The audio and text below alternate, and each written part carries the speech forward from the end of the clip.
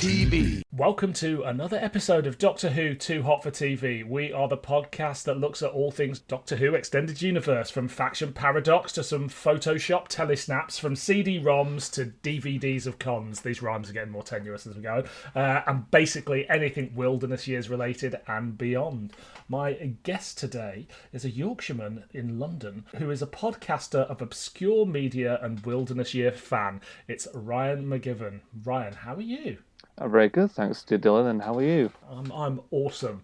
I'm very excited to be here today to talk about 3 Doctor Who spin-off media, 2 of which I had never experienced before. But, we'll get to that in a bit. Now, I always like to set the scene and ask all of my guests how they became a Doctor Who fan, because, especially if you're picking Wilderness Year stuff, I imagine we're of a similar age and maybe have a similar story, but who knows? Let's find out. So, Ryan, how did you become a Doctor Who fan?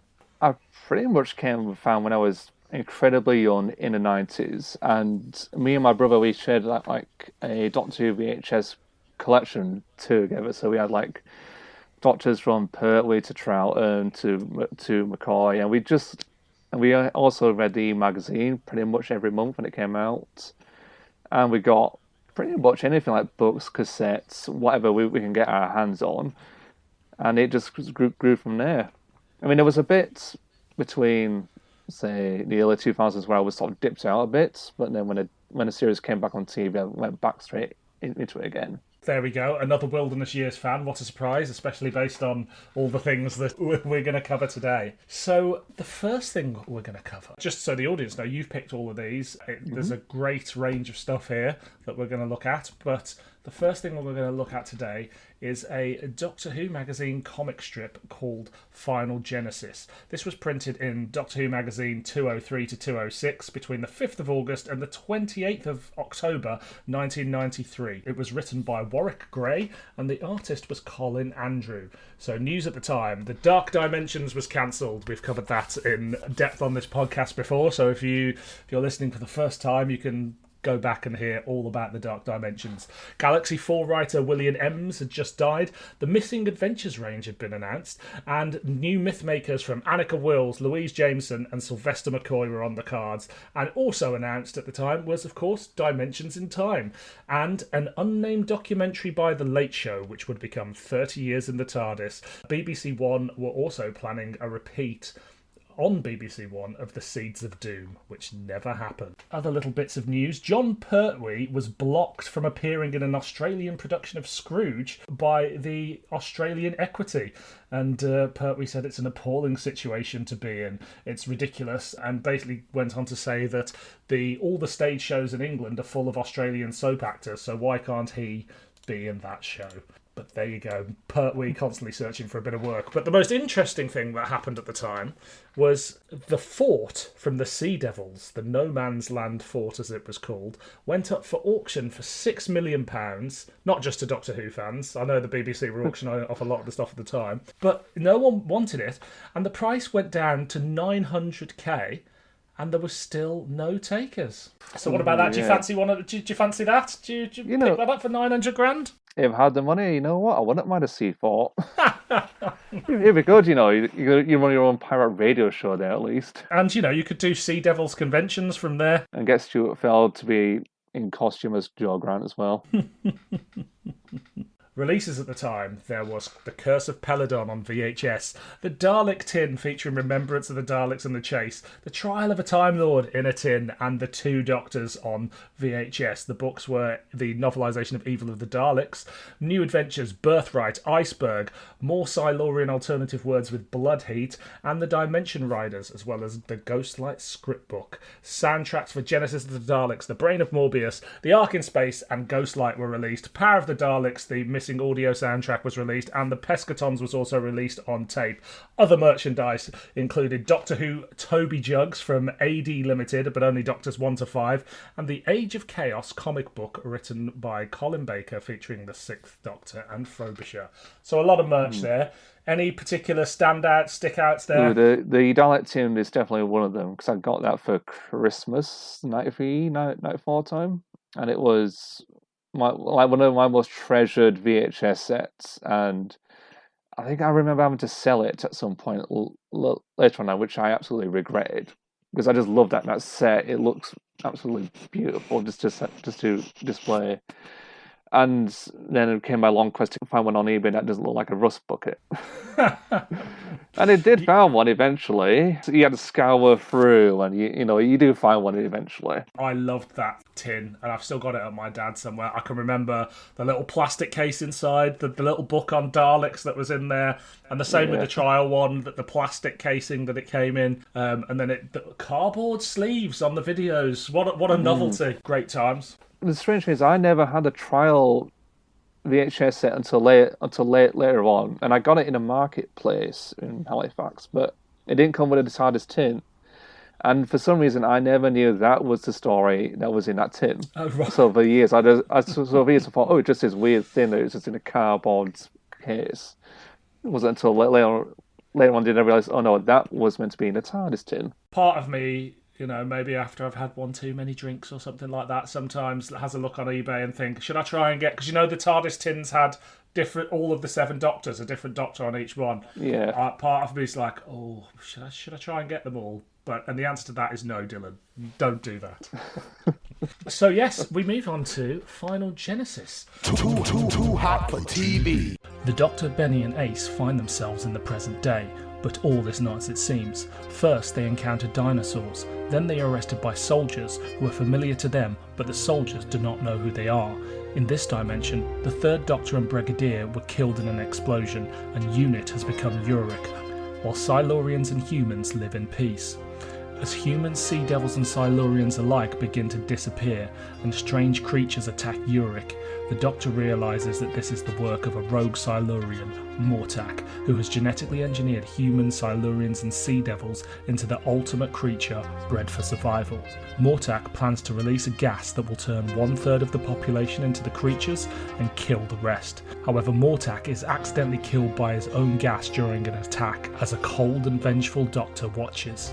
Too hot for TV. I want to know, when did you first read this? I first read it way back in the 90s when I had the original copies of DWM, and it always struck me because I thought it's nice to see a Silurian story in comic form, and it was one of those stories that it was within that period where those stories stuck with the most, and I kind of like the TARDIS team of Simon, Ace, and Benny.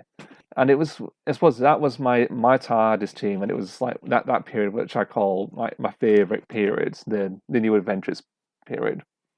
And it wasn't until years later when I got the original graphic novel when that came out, and just reading it all over again, I just really enjoyed revisiting them. So you chose it now basically because it's a standout from that era that you've always remembered. Yeah.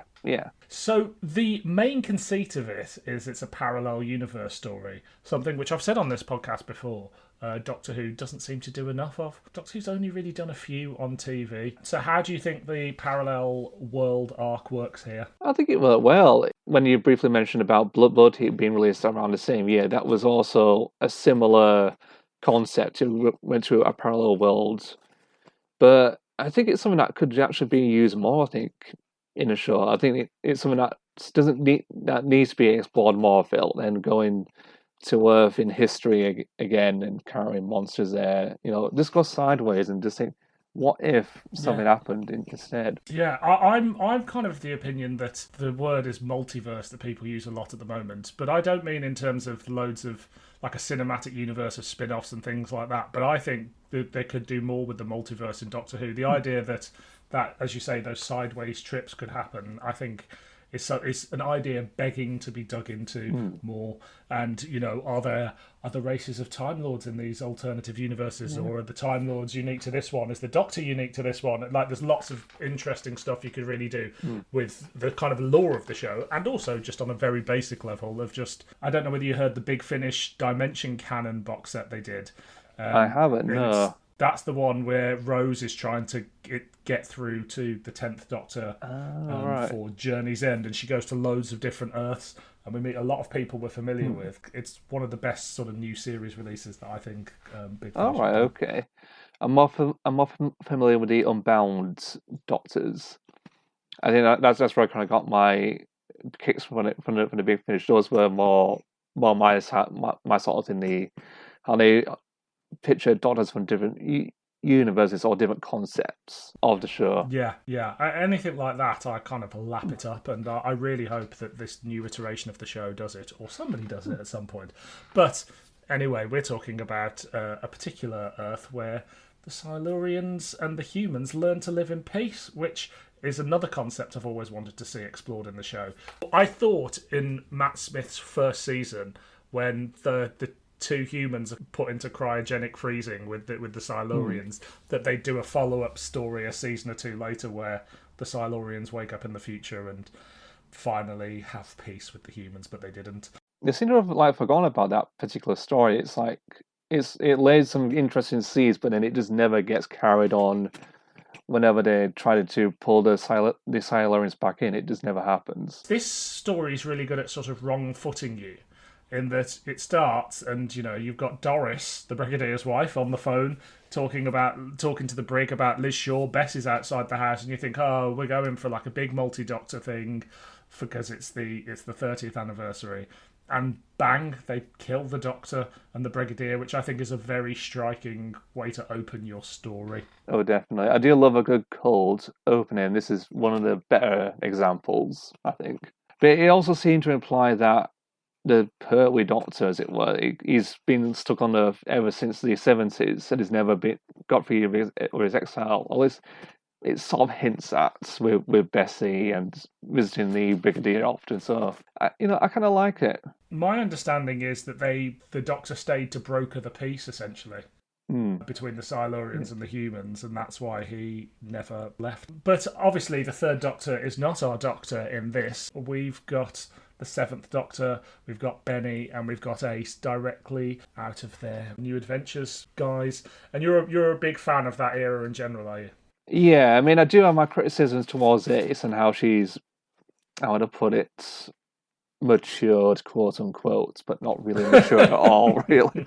Because now she's just turned into a gun-toting Marine, which is, fine. But I think with a lot of my problems with the New Adventures and even with these comics is that it does say the same questions being told with Benny and Ace, asking, as the Doctor pulled us into another situation that he knows the outcome of, or he wants to know the outcome of. It does get a bit tiring when you hear that a lot throughout the period, but, I suppose it helps you if it's a new person reading it. It helps establish a bit of a relationship with the TARDIS team then. And it's a Silurian story. Are you generally a fan of their TV stuff? I like Doctor Who and the Silurians a lot. I thought I really liked that story, and it's got a good striking ending to it. And it's it kind of fractures the Doctor's and the Brigadier's relationship. I like that. The Sea Devils, it's all right. I'm with you on that. Like, the Sea Devils, I'm very when they announced they're doing the BFI in a few months' time, or probably as this episode goes out, I was a bit like, 6 episodes of the Sea Devils. I mean, it's a one that a lot of people seem to really like out of that season, but for me, it's fine. It covers more or less the same notes as the first one, but you got the mastering. But it doesn't quite catch me as much as most people do. Hit me up with your deep thoughts on Warriors of the Deep. It's got good intentions, I'll say that. I mean, Yeah, you can definitely. If it's one of those examples where it was obviously so rushed into production, and there's a good story underneath all of that, but I'm not reading it though. Especially how the outcome came. If they had a little bit of time to prepare, like making the story, I think it would have been better.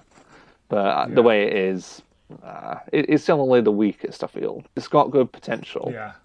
I have a bit of a soft spot for Warriors of the Deep, and it's mainly because as a kid I loved the Target book, and I hadn't seen it, and then it came out as an audiobook, and I loved the audiobook, and then it came out and the video came out, and I was a bit like, okay, it's not quite as good as as I wanted it to be, but I've still got a soft spot for it. I appreciate its ambition with the Merker. Even if Ingrid Pitt has to karate chop for the Merker, and that's probably one of the worst pieces of direction I've seen. To be honest. Very true. And then we get them back in the new series much later with The Hungry Earth and The Legend of the Sea Devils. Fan favourites, apparently. So what do you think about how they're used here? I quite like it. It's a much better evolution of the races and how they've been developed into a much more civilized society with the humans. And I thought, this is, if they could do something like this in a TV show, it would have been absolutely perfect, I thought, because it gives it a much better dynamic, and they're not the monsters that everyone wants them to be. They're just as, not normal as you and I, but they've got feelings. They are well-rounded characters, as it were. As you say, they've integrated into society, and you have Professor Thactus, who feels very much part of the story in the same way as any unit scientist or soldier that the Doctor would meet on his travels. Like, the fact that there's a Silurian is neither here nor there. It's just that you get enough of the character that you're like, oh, he's an interesting person. And there's those lovely images of like people walking through the streets and Silurians walking through the streets and just getting on with their day-to-day life. And we get a little flash of the Sea Devils at the beginning as well. We do, yes. I just wish that they were a bit more in the story, actually. I mean, I know it's mainly set on land and whatnot, but with going on later on the story, I'm jumping on a bit, when Martok, was that the villain's name? Mortak. And he was experimenting with Siler and a Sea Devil legs. So I thought it would have been nice to have seen a bit more of what happened on a Sea Devil end of things. Yeah. You mentioned Mortok, so let's jump onto him. There's this unseen villain for much of it, and because one of the unit soldiers, Paris, is being revealed as sort of being under control, you're kind of wrong-footed to think it might be the Master. Yeah, I can see that, but for some reason, I suppose when it slowly reveals that it's a Silurian, a part of me was thinking, was it meant to be the one from Doctor Who and the Silurians, like the bad Silurian in that, wanting to get revenge? That was my headspace for it. And then ultimately, when he does kill off the Doctor and the Brigadier, it's a bit of, he already knew about these two characters beforehand, so I thought maybe it could have been that. But I like how he doesn't allude to it. It leaves it open. Yeah. Mortak is this amoral scientist, but also a genius. And he's created this race, which are a weird hybrid of humans and Silurians made to adapt, because he thinks that neither races are going to be able to survive the evolution of the planet, so he's created the Chimera. What do you think of these creations? They were good for monsters. I think that they actually work well. I mean, I suppose even the idea of having Silurian and human DNA mixed together just to create this grotesque. I thought they were like pterodactyls at first. Yes, so did I. With their heads, but they do make good monsters for what they are, and as experimentations, it's pretty gross and pretty sick, but it works well for the plot and just for how they were developed, really. And then towards the end, you got the more intelligent ones, which I thought were a bit wasted because they didn't have any speak in a situation. We're just sort of there. They didn't interact much. So Mortok's got this plot, and he's going to release a virus because it's not a Silurian story unless someone's releasing a virus, right? And it will transform 20% of the population into the Chimera, and the rest will die. So it's big stakes for this alternative universe. It's big stakes, but it doesn't have much of a good ending because obviously that would kill off nearly 80% of both humans and Silurians. It's like, his plan's not good at all, really, in the end, because it doesn't benefit anyone then. Including him. Yeah. Because ultimately, when that gas is released, the gas isn't released, the Doctor releases some of the gas, which doesn't affect him, I guess, because he's a Time Lord. Yeah. But does affect Mortok, so he just turns into one of those creatures and then dies, doesn't he? Yeah, pretty much. It's a bit of a waste in a sense, either that or he knew that it was going to not work on him in the end, but he thought, fuck it, let's just set it off and just see how it goes. It feels a little sort of like a New Adventures light story. It doesn't quite have the quote-unquote adult nature of a New Adventure. For me, it's a rollicking story that just swings past. Especially in terms of tone, I think it's just got the right tone for it. It didn't need to be too adult for any gratuitous nudity or anything like that. I mean, the violence was, it's just as violent as any other Doctor story I've seen, so that's fine, but no, I think it works well, I think. Especially if you're not too keen on the more adult-oriented stuff, it works perfectly fine. Exactly. So all credit to Warwick Gray, who wrote this story. The support cast, because obviously the Brigadier isn't there, and we've got URIC, which is their version of UNIT, which is the United Races Intelligence... I can't remember what the C stands for. Centre or Command? Yeah, something like that. That's it.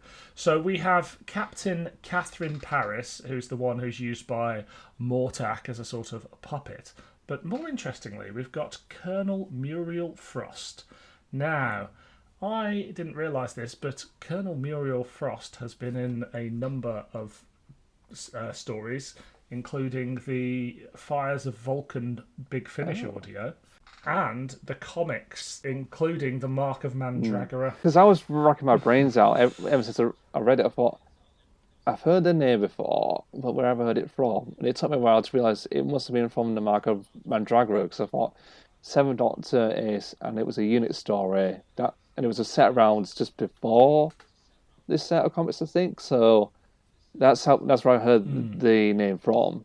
But I didn't realise about the Fires of Vulcan, actually. She not only appears in the Fires of Vulcan, but she's technically in the new series. Now, you're going to go, where? Well, in early drafts of Aliens of London, the Ninth Doctor specifically names one of the unit experts as General Muriel Frost, strategic advisor to UNIT. Now, this was cut, but... if you look at the scene, there is one of the people that dies, their name tag still says Frost on her uniform, so technically she pops her clogs in the Aliens of London. Blimey, even I didn't know that.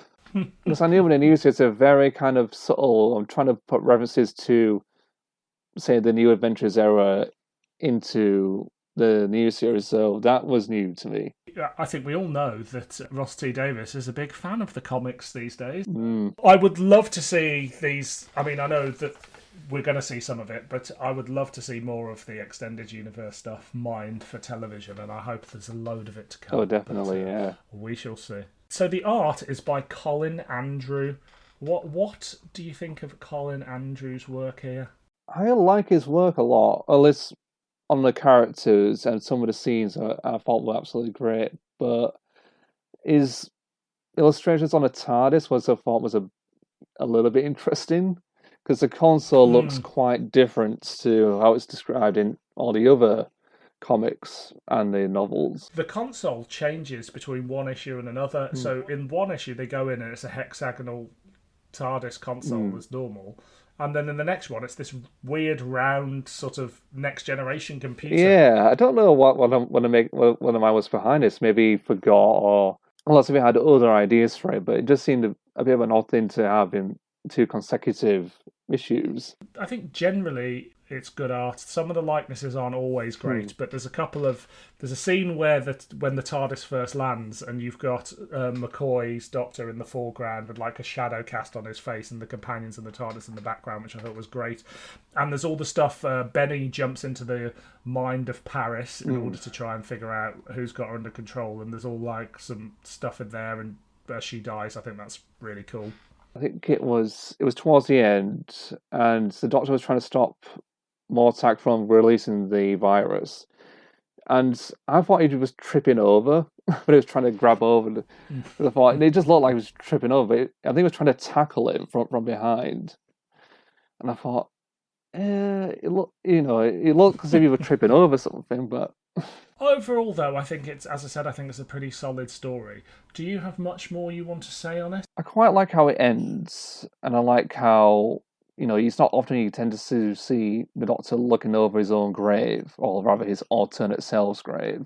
And I like it because it gives it a moment of poignancy for Sylvester's Doctor for once, Yeah. And then sure, it gives out the same questions that Benny and Ace are asking, but at least it just gives it a bit more of a quieter respite. I like that end scene because it kind of shows that the regret that the Doctor's dealing with about... So he was there basically just to check in to see how that universe was going, because the Doctor in this universe achieved something that he never did. One little fun fact, the strip was almost cancelled when the magazine learnt about Blood Heat, but the writer was successfully able to argue that there could be multiple parallel universes, so both stories could happen. I guess that explains one of the panels in issue 2 where they do explain it, that the events in the Doctor and the Asylers were part of a nexus point. Yeah.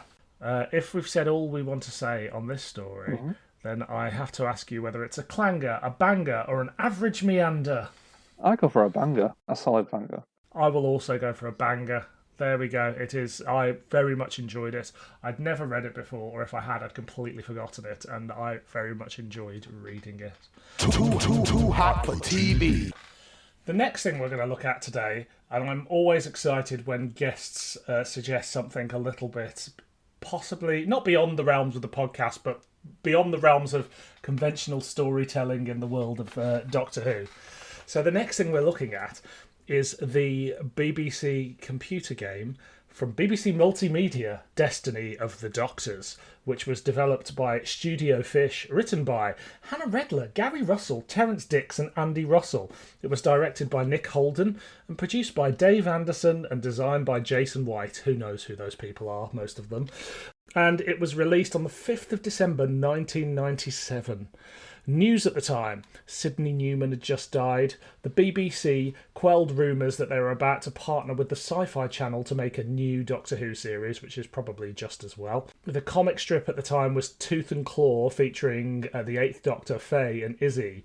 Who on Earth is Tom Baker? The biography of Tom Baker had just come out. Also on video, a sci-fi audience with Tom Baker came out from JNT's short-lived video label. A Vengeance on Varys audiobook had just come out. A Mythmaker's tribute to Roger Delgado. Any of those particularly stick out from the time? I think the autobiography of Tom Baker, that's took out a bit. I've not read it, but I do know that I've got it. Because I knew we did do a tour, I think it's stopped at Bradford at one point, and I think that's where I got the book from. But even to this day, I've not read it, but I've heard parts of it from other people. I mean, it's quite infamous, including with Tom himself. He's like, oh, it's all bullshit. I remember my nan buying it me as an audiobook, and I've just been a bit like, oh, this is Tom Baker's autobiography and I want to hear about Doctor Who, and I hear about him at school at Wankers Club and that's it. And him almost murdering his mother-in-law. It's like, it's really dark stuff. I was going to say, he has threatened to release... He was writing a new one that was up for pre-order on Amazon for a long time, but whether it's ever going to materialise. Well, I'm sure it'd be interesting to read out the rest of his memoirs at some point. But at the same time, you probably need a good drink for it. And he'd probably need a good lawyer. Too hot for TV. When the Master takes control of a planet of pure psychic energy, he takes the Doctor out of time and space and places them in a domain called the Determinant. However, Grak, a psychic being created by the Doctor, intervenes. Grak must do battle with various enemies of the Doctor, including Daleks, Cybermen, Autons, Ice Warriors, and Quarks. If he wins, he will release an incarnation of the Doctor. If he loses, and he often does. The doctors remain trapped. Ultimately, though, he just floats awkwardly around some corridors and tries to avoid some pixelated monsters while the Master hams it up on a green screen. Too hot for TV. So, Destiny of the Doctors. Did you play this at the time? Not at the time. I played it a good years afterwards, and it didn't actually run. Not because it was an old game, so I had to rip the entire CD onto the computer, then play it. And it played fine, bizarrely enough.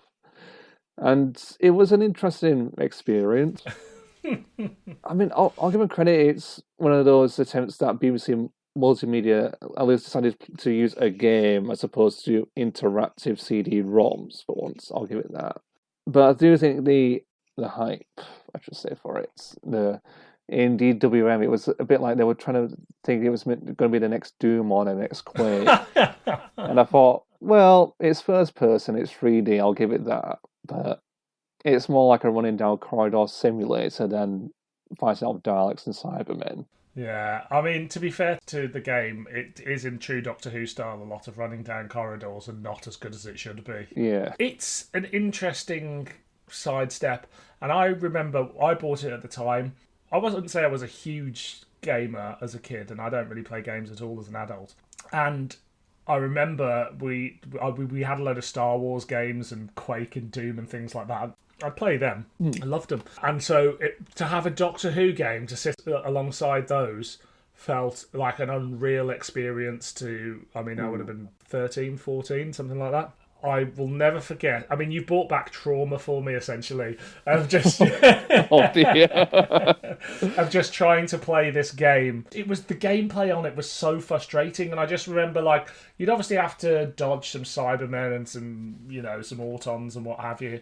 You'd end up like sort of pressed against walls and you couldn't move, and it was all very odd. You brought back a rush of trauma and nostalgia, is all I can say.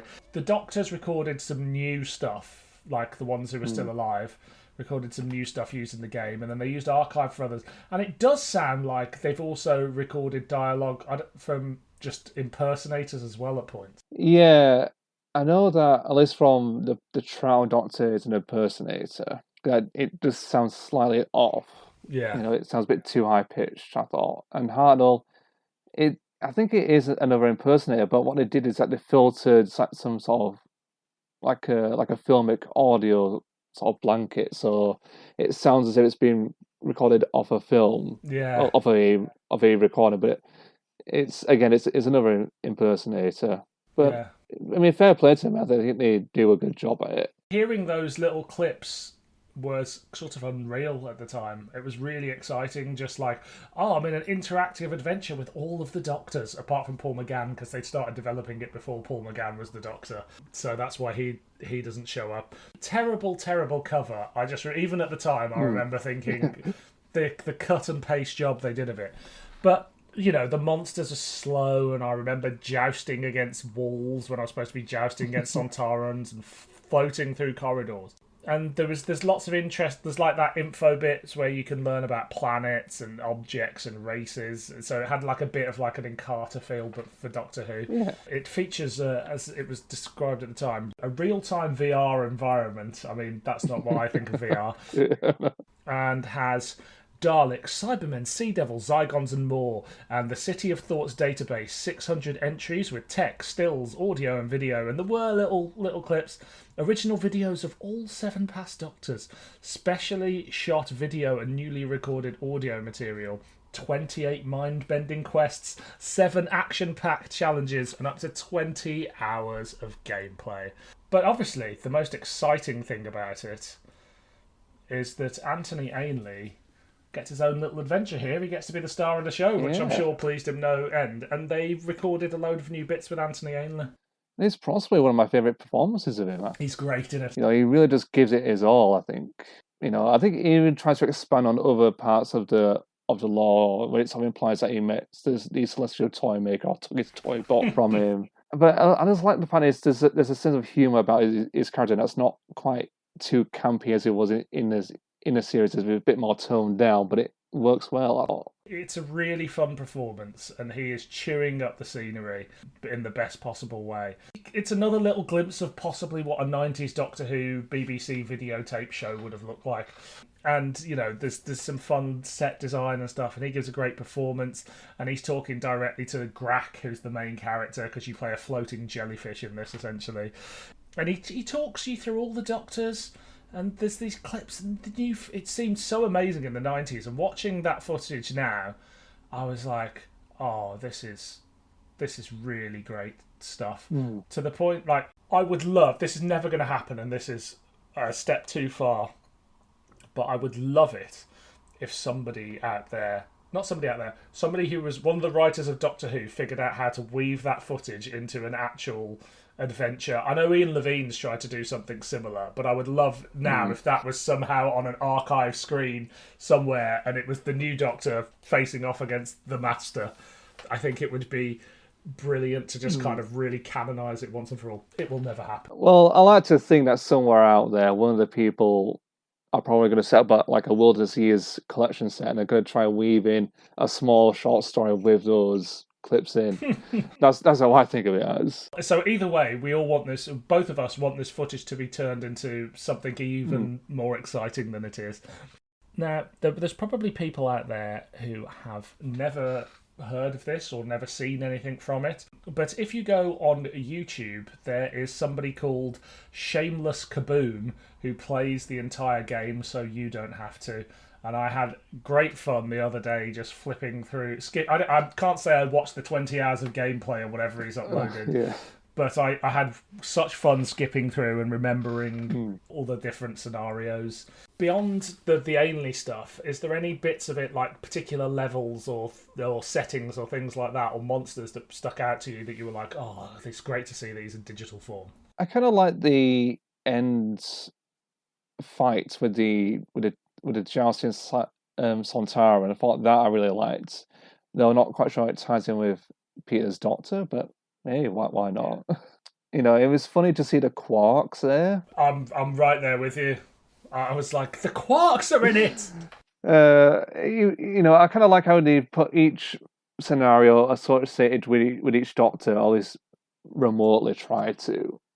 And, you know, the jousting with the Sontaran, that was probably my favourite. And being chased around by Yetis, that was kind of a fun one. And then he ended up going this bizarre chase with Master in one tube train, and you're on the other tube train trying to overtake him, surrounded by Yetis, as you do. Also, just seeing sea devils actually swim around, which we never see, or we hadn't seen at that point, really. Now, I don't think... I've not played all the Doctor Who games, but largely Doctor Who doesn't seem to do very well at being a computer game, does it? It's never translated well to it. I mean, the idea is there, but if you're going to do like an adventure game, it's going to be difficult if you're going to want to play as the Doctor who's meant to be a pacifist or someone who doesn't like to fire guns and weapons. Yeah. And a lot of these games need to be sort of centered around, well, they don't have to be need to, but they do center around violence and you firing guns at monsters. Yeah.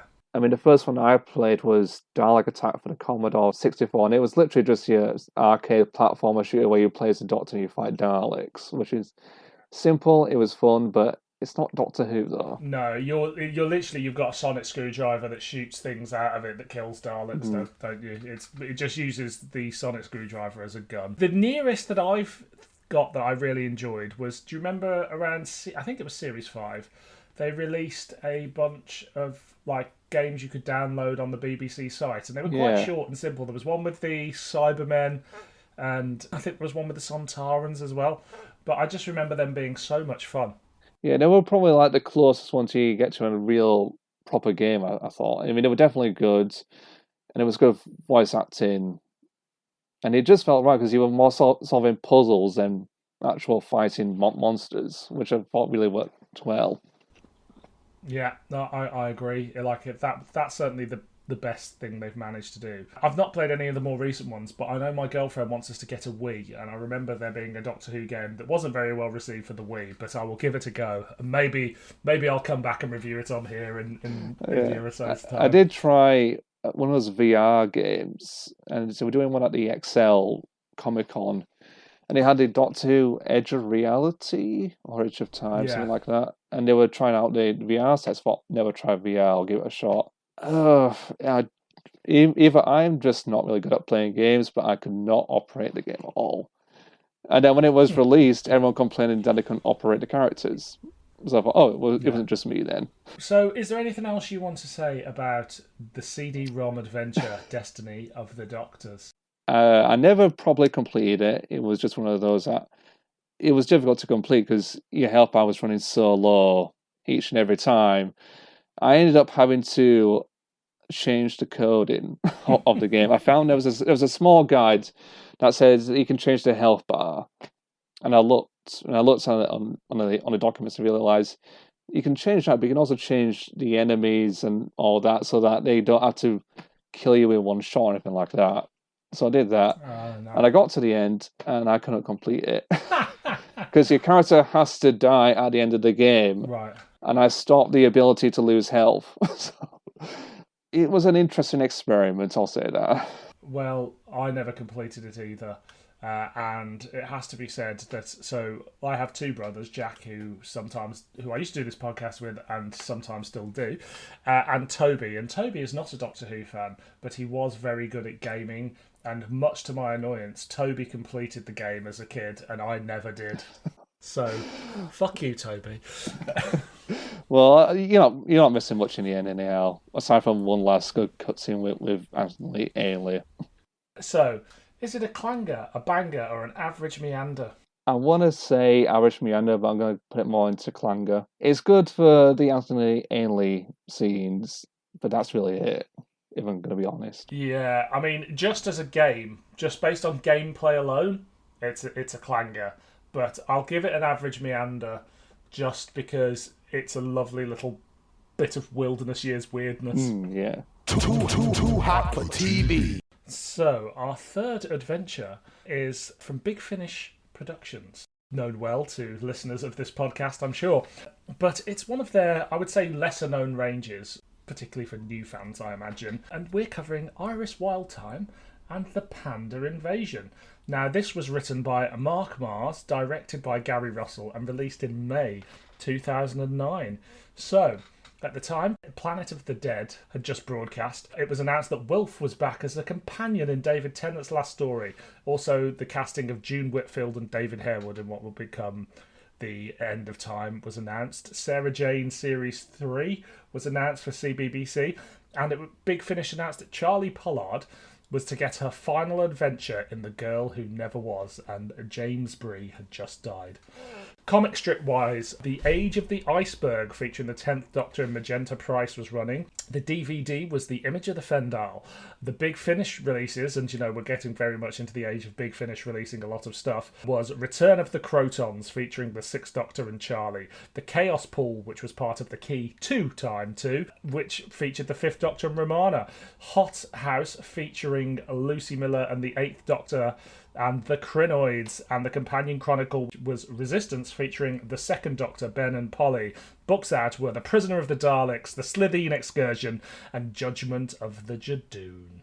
So a lot of releases there. Is there anything from that list that you're like, oh, that was amazing, what a time to be alive? I think for me it was more the Big Finish stuff. So I got fond memories of Return of the Crotons, and I like the Crotons, so just seeing them back for an audio story, I thought, look, and I actually really liked it. It was darker than I thought it was going to be, which went well. Yes. And The Girl Who Never Was, which I listened to at the time but forgot about it. Then I re-listened to it a few months ago and I thought, it's actually a pretty good story. Both of those stories you've just mentioned, I would like to revisit. And indeed, the Hot House release, because that's the one that's got, I've forgotten his name, but Neil from The Young Ones. Nigel Planner, yeah. That's the one. But like a really great selection of Doctor Who sort of spin-off media at that time. Oh yeah, I think this is, I don't want to use the term the golden age of Big Finish, but this is definitely when they were in a stride. I think possibly the second golden age of Big Finish, because you've got that first sort of 50-odd releases, and then I think there's a bit of a lull, and then you get not Charlie Pollard, but the Lucy Miller era, but Charlotte Pollard's also still kicking around, and they're just releasing some really good stuff. And the books, I've not really read any of the new series books, but same here, yeah. a future guest on this podcast has nominated one to do in the future, so... Okay. Too hot for TV. While heading to San Francisco on New Year's Eve 1999 for Panda's birthday, Iris spills gin into the bus's engines and creates a multi-dimensional rift.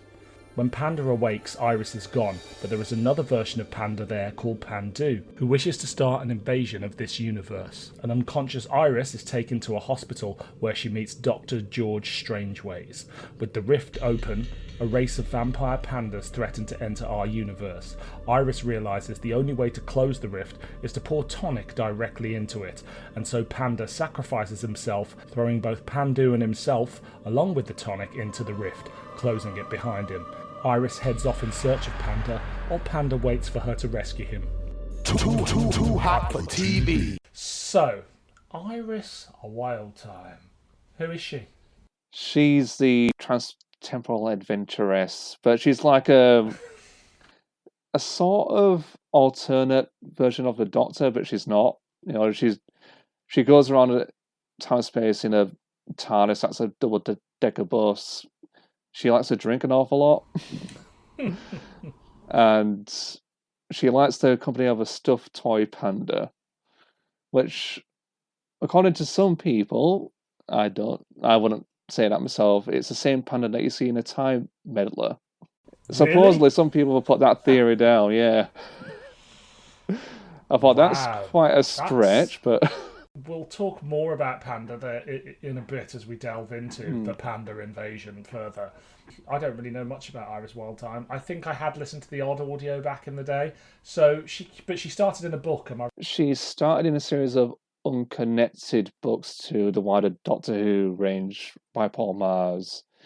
Then I think Big Finish got hold of the character at some point. Then she came into the early main range stuff. Because my first time experiencing Iris was in the Wormery. And that got me intrigued to learn more, to listen to her other audios. And her main range is pretty different in terms of tone and what they were trying to get at.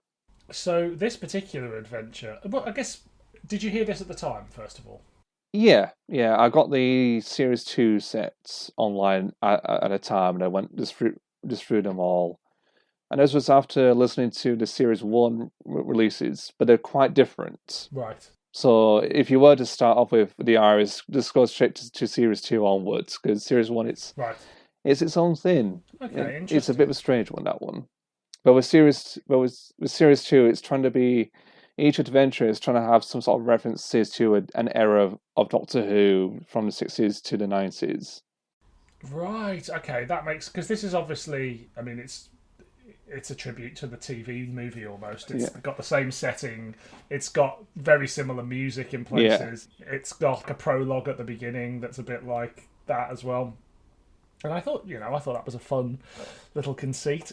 It was written by Mark Magrs, who is the brother of Paul Magrs, the creator of the character, who hasn't written much in the way of Doctor Who, but he wrote a short story called Christmas Every Day in the Short Trips, and The Ghost of Christmas as well, and then obviously the Panda Invasion. What do you think of Mark's story? I actually liked it. I'm not too familiar with Mark's work, but I like this story. It hits the notes in the right places, I feel. I'd probably say it's one of the better Irish stories that I've listened to. I have to be completely honest here, and I'm always honest on this podcast. I think Iris Wildthym might be a spin-off too far for me. Don't worry, I'm not quitting the podcast because of it or anything like that. I think it says a lot that I just didn't engage with the world, and I didn't particularly engage with the performances. Now, I know it's a competently written story, and the humour in it. Like, I can see why people find it funny, but it just didn't quite work for me in that way. So I was left a bit sort of cold by it. And I have to be honest with you. I had to, even though it's only an hour long, I had to listen to it in 20-minute chunks. Fair enough. But, not everything we cover can be a banger for me anyway. Yeah. But this is something you love. So I guess I want to ask you, this is not my cup of tea, but why is it your cup of tea or bucket of gin in Iris's case? But the strange thing is, I wasn't like the humor sometimes isn't to my taste as well. But I think I was more interested in Iris as a character and Panda and their adventures more than the humor that surrounds it. And it does go, I mean, not for this story, but in the later series, it does go into its very own direction. One of the episodes of Series 3, I had to turn it off because I just thought it's just too batshit for my liking.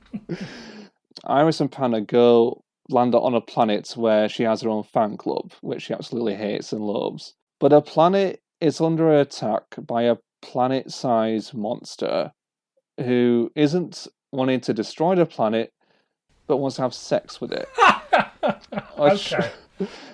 I had to turn it off because I thought, what the fuck is going on here? That's what I mean about it not being my sort of Doctor Who, which is very strange, but it is what it is. I would love to talk a bit about Panda. So some people have suggested that Panda is the bear from the Time Meddler. I'd never thought of him as that small, to be honest. I assumed that he was, I don't know, I just assumed he was a walking... to be honest, I don't think I even realised he was a stuffed panda. I just thought, a bit like Frobisher, he was a talking panda. Yeah. You know. I can see that, I think that's one of the more irritating parts, that they had to reiterate every story that it's a stuffed panda. And he always hates being referred to as a stuffed panda each time. But it is quite difficult, even I find it difficult, because, you know, he talks, he smokes, he drinks, and he parties along with Iris, yet for some reason you'd have to imagine him being the stuffed toy panda, but it's very hard, even for me, I find it hard to imagine. I think the panda's the best thing about this, personally. He's my MVP if I have to pick one. Do you know how Panda and Iris met? Yeah, it was explained in the first series. That's when they first met. And they have this other...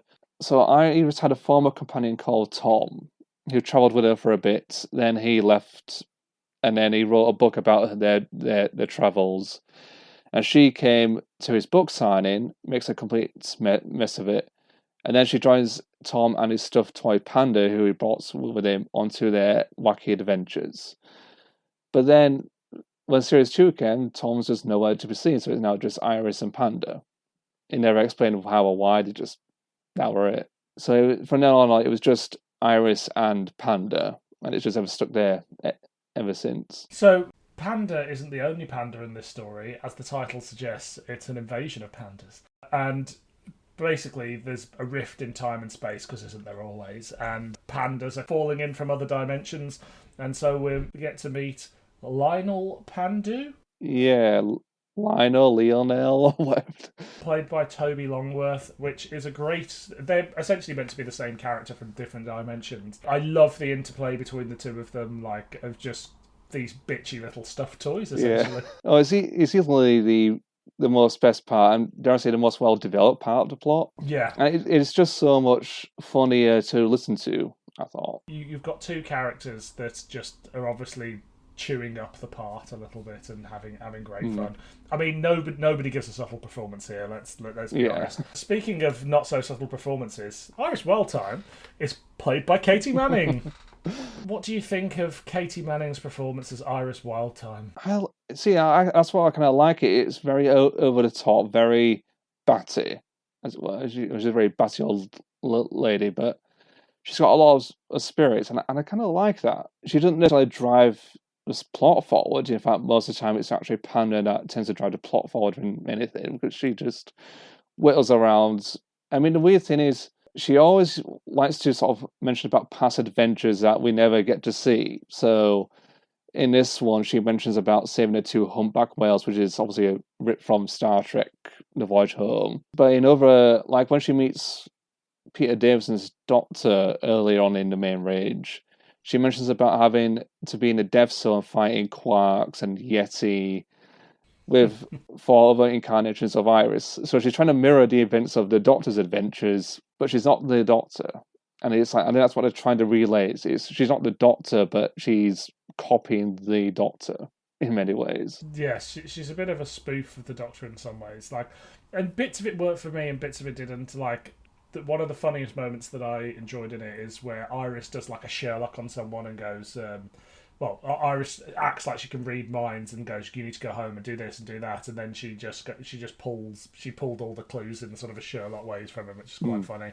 But then it's silly things that don't work for me. Is like, she goes, "I've got 2 livers now." I don't know whether that's true, but it just becomes a bit of a spoof too far for me in terms of if this is supposed to be in the Doctor Who universe. Yeah, it does happen throughout her show. There's like some sort of exaggeration on how many livers she has, for instance. When it comes to that, even I do agree, it does get a bit step too far. When it doesn't delve into that, she's better. However, when she's with the Doctor, she's much more subdued in her adventures. She doesn't really wally on like that, but she does put more of the Sherlock-y type of behaviour. But with this, it's a bit more unbalanced. It's a bit more like her wacky adventures and her multiple organs and God knows what else.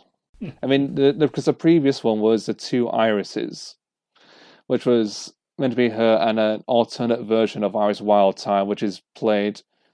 I forgot who plays it, but he plays it in a very overly dramatic role, as if Colin Baker was hyped up to 11, and it's meant to be a pastiche on Colin Baker's Doctor. Okay, that's interesting. I mean, strangely, as much as I didn't particularly enjoy this, the idea of listening to the 3 other adventures that kind of comment on different versions of eras of the show does actually intrigue me. So I'm just a glutton for spin-off media, it turns out. I mean, I would probably say if anyone's new to Iris, I say just go with the adventures with Iris and the Doctor. Because at least it's a good way to introduce the character without having to go full on into her adventures. And it's a lot more toned down as well. I mean, I always quite liked the Wormery. I remember it being quite an interesting and serious story in many ways, but she's very much the comic relief in this. The threat is obviously that a bunch of pandas, vampire bat pandas are they? Yeah, vampire bat pandas from another dimension. I thought that was quite amusing, but the whole rift is basically because someone spilt some gin in the time vortex and stuff like that, and it's all very silly. But again, if you like this sort of humour, then it's going to be right up your street, and this range has been successful, so I am clearly in the minority of people here. I've never been quite sure how successful the range has actually been. Because they never release a whole load of her adventures. It usually comes in dribs and drabs. I mean, I'm just looking here. She's had 4 series of her own things. I mean, it's obviously not a huge big seller, but not enough for them not to sort of cancel it or anything like that. She's just one of those more obscure Doctor Who spin-off ranges, which, has obviously got a loyal core fan base that's probably not that many people. I mean, even just looking at the cast list, there are 5 cast members in this, so I would suspect that, and what's the main Big Finish story usually have about 10, something like that? Yeah, around that. And I suspect that's a budgetary limitation that they go, you can only have this many characters, and, there are moments, as with a lot of Big Finish, where you hear the cast playing other parts, particularly Katy Manning plays another old lady in it. Is there much more you want to say on Iris Wildthym and the Panda Invasion? But yeah, as you said, it's an acquired taste. It's not to everyone's taste, but if you see it in a sale, it never hurts to give it a couple of quid, at least. Would you like to see Iris in the new series? Would you like to see her on TV? I'm going to say no to that. I think she's drawn a big personality already in her Big Finish audios. It weirdly clashes with the TV series. I feel like if she would be appearing there, I don't know if it would even work, really. There's so many references to her alcohol, not alcohol abuse, but her drinking and her very bizarre references to other racier areas of the Doctor Who universe, you could say. Yeah, maybe she can show up in Torchwood. That could work. Her and Captain Jack together would almost be too much. I mean, to be honest, both of them by themselves could be too much. Yeah, so there we go. So, Is it a clanger, a banger, an average meander? I'll go for banger. I'll stand up for it. It's a banger for you. I'm afraid it's a clanger for me. That's fine. We're not here to agree all the time. Indeed. And I think I mentioned this recently on the podcast that far too many people were doing things that we both enjoyed. So it's been good to have you pick something that I didn't love. Too hot for TV. Before we wrap things up, is there anything you want to plug? I'll plug my podcast. It's called Ramble in Motion. It's a silly title for a podcast, but if you like to talk about obscure films and television, that's what I tried to cover in mine. Try to plug all the gaps. And since the last one was the one that we talked about, Dark Season, that's out. We're just now becoming in vogue with Big Finish now. Very true. And it was great to jump on the episode and revisit Dark Season as well. And have you got much coming up? I've spent the past year doing research for another TV show. And I don't delve into children's TV, but it's a TV series called The Spooks of Bottle Bay, and it's a puppet series from the 90s. And I realised no one has ever remembered the show, so I've just gone and did the only same thing I could do is just try to interview the cast of the show. So I've done 2 interviews so far. I won't say the names because even in Doctor Who circles, one of them is at least a bit more memorable than the others and all that. But and then again, I had to go through it, and there's going to be an awful lot of editing onto it. I had to bypass the legal system for this one, and it sounds bizarre. Oh, really? But there's a reason why. But I can't say it on this medium at the moment. I look forward to hearing that when it drops. Next time I'm joined by Mark Rawlins of the Two Watch Who podcast and Joe Ford of Hamster with a Blunt Penknife, where we'll be doing a commentary on the 2015 BBV probe drama When to Die. But until next time, I've been Dylan. And I've been Ryan.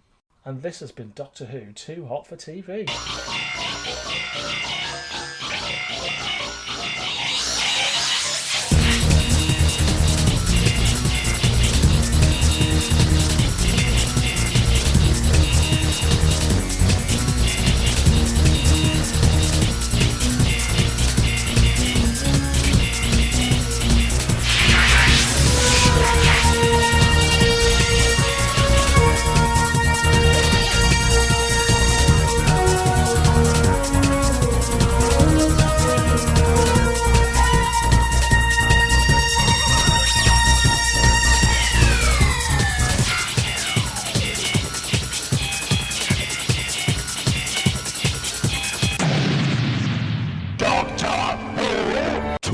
Too hot for TV. So then he had it stripped with all the multiple herbs. So I thought that's a good way of sending it off, I think. Yeah, and those little flashbacks to the Silurians, it makes the Silurians look visually better than it's ever looked. That's for certain. I love the Silurians as a story, or Doctor Who and the Silurians, as you quite rightly said. It's just a force of habit, I think, now. Do you also say Ambassador's twang of death? Or I don't, actually. That never... That's never sunk in. As I was just saying, as much as I love the Silurians, it's coming after Spearhead from space. It's a lot cheaper looking. Yeah. And it's the cheapest looking of the season, I think.